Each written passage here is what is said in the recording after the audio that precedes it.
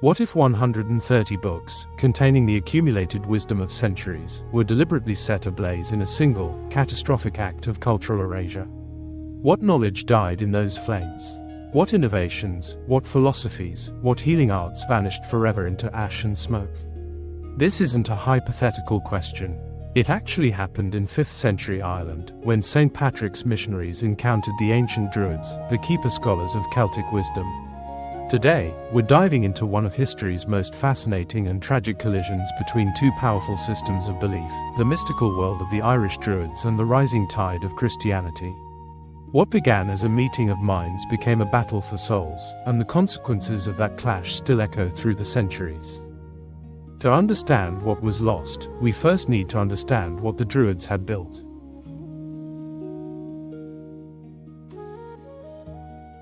Welcome to Uncovered Biblical History and Traditions, the channel dedicated to lost stories of the biblical past. Discover stories of pre-Christian historical roots, biblical legends, lost church history, and forgotten historical characters of faith. It is very helpful if you hit the like, subscribe, and share.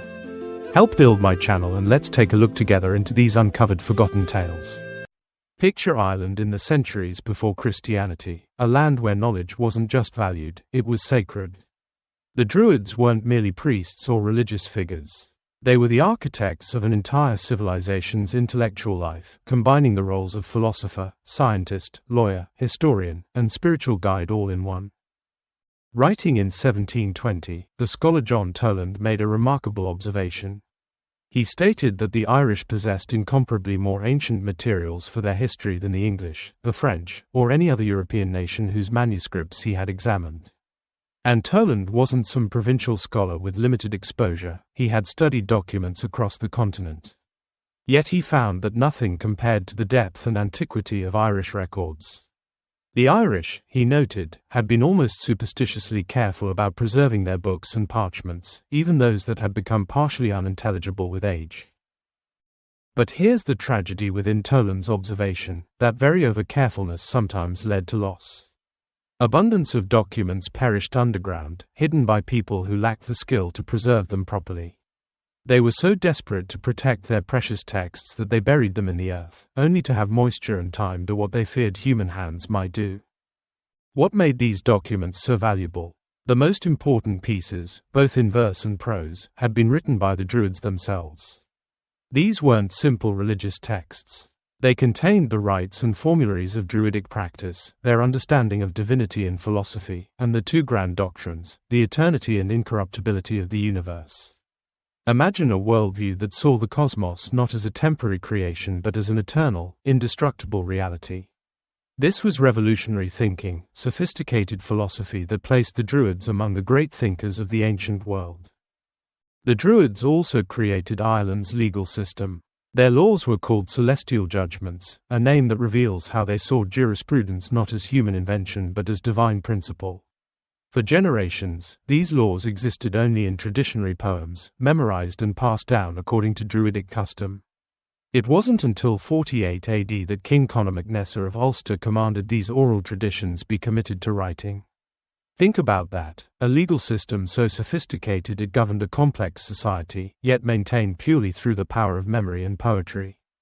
The relationship between Irish royalty and their learned class reveals something profound about this society.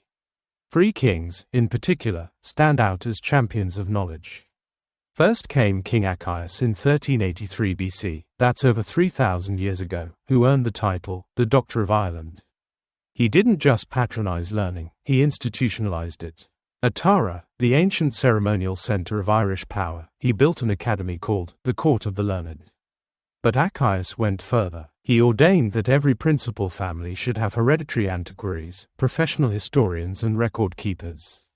If the hereditary line produced someone incapable, the position would go to the most able person from that historical house. These antiquaries were granted ranks and privileges immediately after the Druids themselves, showing how highly this society valued those who preserved knowledge. Centuries later, King Tuathalius in the 1st century AD created what we might call history's first peer review system. He appointed a committee, 3 kings or great lords, 3 Druids, and 3 antiquaries, to conduct a triennial revision of all historical books. Whatever they approved as valuable was transcribed into the Royal Book of Tara. Imagine that, a systematic, recurring process for verifying and preserving knowledge, all organized over 2,000 years ago. Then came King Cormac in 266 AD. He renewed the laws about antiquaries, rebuilt and enlarged the academy at Tara, expanding it to include not just history but law and military training. Cormac himself was an indefatigable distributor of justice who wrote numerous laws, many of which still existed when Toland was writing 14 centuries later. This was a civilization that believed in documentation, in preservation, in the transmission of wisdom across generations. So when St. Patrick arrived in Ireland in the 5th century, it encountered something far more sophisticated than simple paganism. It met a fully developed intellectual tradition with its own complex theology, its own sophisticated legal system, its own educational institutions. What happened next is where our story becomes complicated and heartbreaking. Some Druids accepted Christianity and transitioned smoothly into the new order. Where a Druid embraced the new religion, he became a bishop or priest. The similarities between the two systems made this possible. Both had hierarchical structures, both valued learning, both concerned themselves with spiritual and moral guidance. In many ways, the Druid converting to Christianity simply changed the content of his beliefs while maintaining his social function. Also, Christianity may have already existed in some form from the influence of the Glastonbury Culdees missionaries. But great numbers of Druids didn't convert. Here's what's fascinating: they didn't need to. For a long time after the English conquest, we're talking centuries later, judges, bards, physicians, and harpers continued to hold the same hereditary tenures they'd held in pre-Christian times. Families like the Oduvagans remained hereditary bards. The O'Clerys and O'Brodens continued as hereditary antiquaries. The O'Shiels and O'Canvans maintained their positions as hereditary physicians. The McGlanchys stayed on as hereditary judges. The old system persisted alongside the new faith, a remarkable example of cultural continuity. But not everyone in the Christian establishment was content with coexistence. This is where we return to those 130 volumes. According to a letter from Dudley Forbes to an Irish writer, St. Patrick's missionaries burned at least 130 books relating to the Druids. 130 volumes. In an era when each book represented months or years of painstaking hand copying, when knowledge was rare and precious, when the accumulated wisdom of generations resided in these texts, they were set ablaze. Forbes didn't mince words about what this meant. He called it a deplorable extinction of arts and inventions, an unspeakable detriment to learning, and a dishonor upon human understanding. But notice his most damning phrase: he blamed the cowardly proceeding of the ignorant, or rather the interested. Not just ignorant people acting out of simple misunderstanding, but interested parties, people with something to gain from destroying competing sources of authority and knowledge.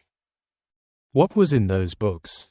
We'll never fully know. Certainly, religious material that contradicted Christian teaching. But also, likely, practical knowledge, medical treatments, astronomical observations, agricultural techniques, legal precedents, historical records, philosophical arguments, perhaps even technological innovations.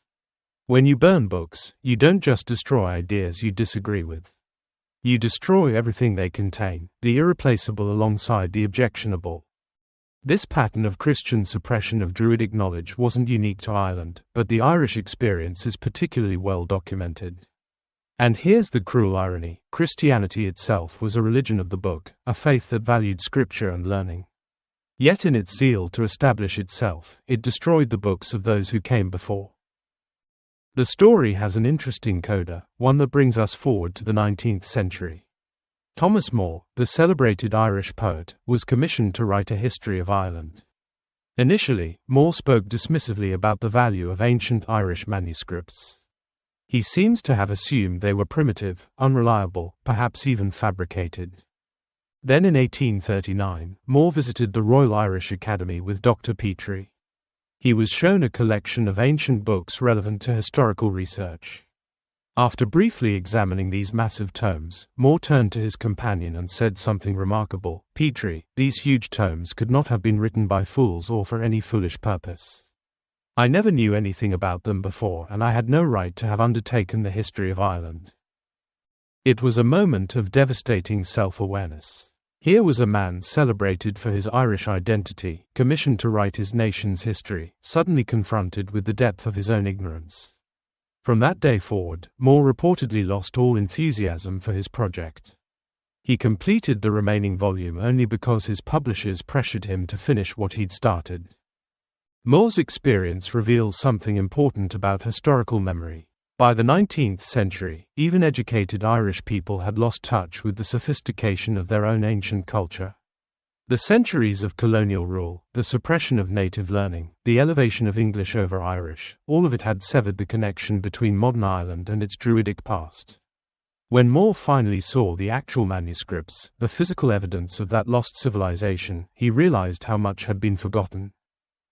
So let's return to our opening question: what was lost when those 130 books burned? We can't fully answer that, and that's precisely the point. We can't know what innovations, what wisdom, what insights died in those flames. We know the Druids had sophisticated astronomical knowledge. It's hinted at in the structures they built and the festivals they timed to celestial events. We know they had medical expertise. The hereditary physician families suggest a well-developed healing tradition. We know they had complex philosophy. Their ideas about the eternal, incorruptible universe indicate deep metaphysical thinking. But the specifics, the details, the actual content of their thought, much of that is gone forever, smoke on the wind. Thanks for watching. If you enjoyed this video, don't forget to like, comment, share and subscribe for more great content. Hit the notification bell so you never miss an update. See you in the next video.